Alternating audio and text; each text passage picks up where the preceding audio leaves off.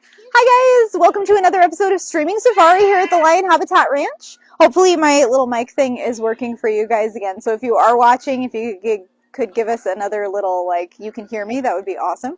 And as always, I'd like to start by thanking anybody who has been able to come out to see us, who's been able to donate. All of that is super helpful to us. I'm getting tongue-tied today.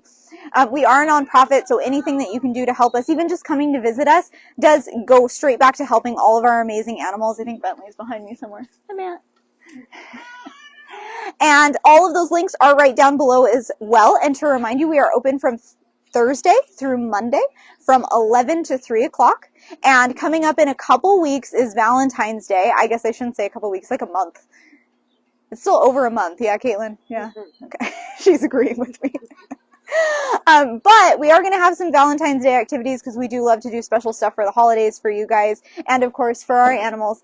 So come out and see us on Valentine's Day. Denise is actually going to post that information later today, so it should be up on our Facebook page later today to let you know about all the cool stuff. I'm assuming that we're going to be doing some sort of Valentine's heart-themed scavenger hunt and probably some really cool enrichment like we usually do for our holidays. So please come out and see us or keep an eye on our Facebook. I'm sure we'll post some cool stuff for you.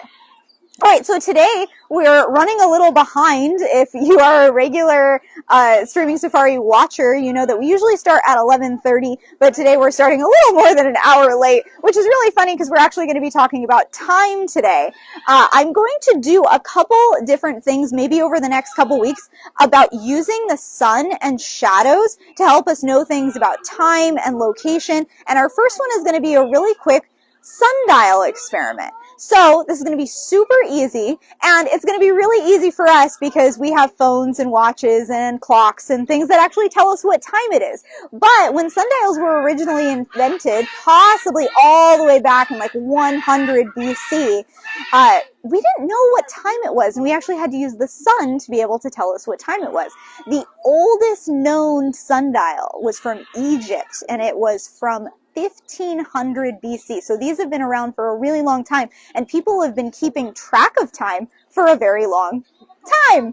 So how do we make a sundial? Well, it's super easy. There's a couple ways to do it. We're going to do a super easy way, which is going to require you to get a paper plate, and then is also going to require you to get something that'll stick up straight, like a pencil or a straw or anything like that that you can stick into your paper plate and get it positioned so it stays straight up. It's going to be what we're going to call a gnomon, Gnomon is how you spell that. And basically that's just the thingy that sticks up out of your sundial and tells you what time it is. So how do we do this?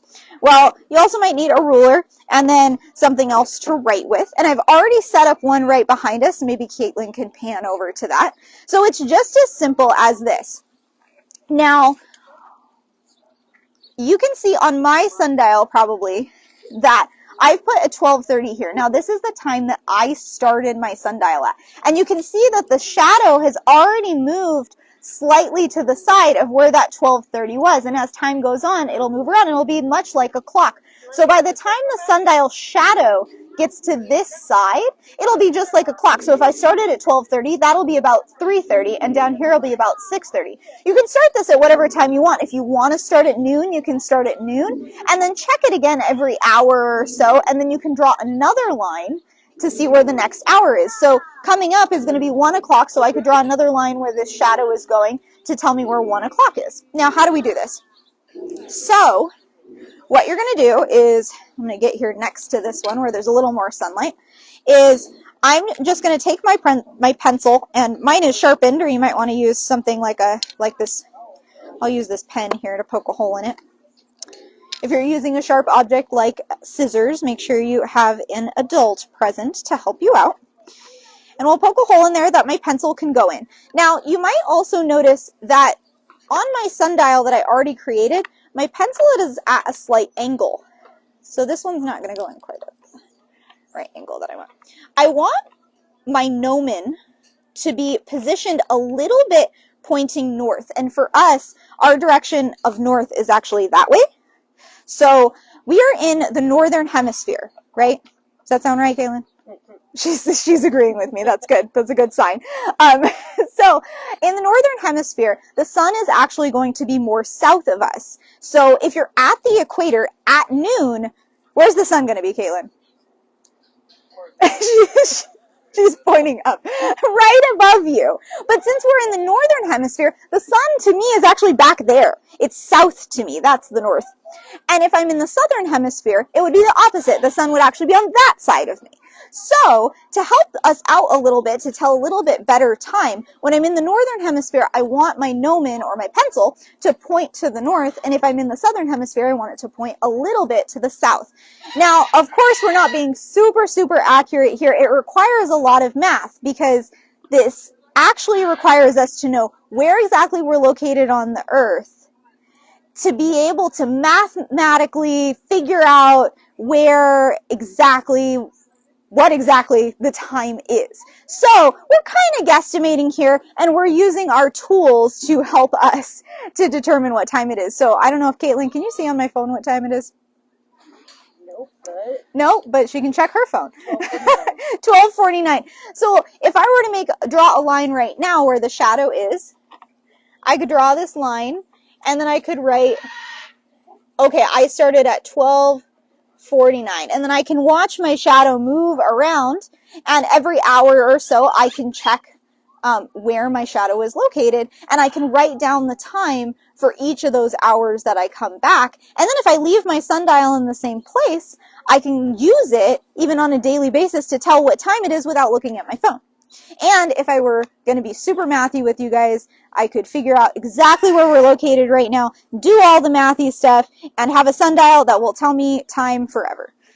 Except that's even harder because it also adjusts with the season. So let me tell you really quick one last thing that's a little sciencey for us. Why does this happen? Why can the shadow tell us what time it is? Well, it's because of the way that the earth and the sun are related to each other. So we know that the sun rises in the east and sets in the west. So that means that the earth rotates what direction? Caitlin's shaking her head.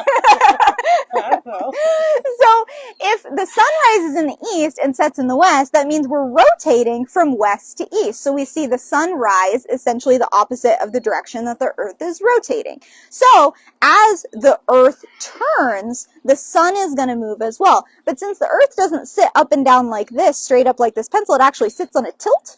That's why it changes with the seasons as well. So being able to know kind of how the earth and the sun are working together to make shadows helps us to figure out how to tell time using a really simple sundial. I hope you guys enjoyed that. We'll see you next week.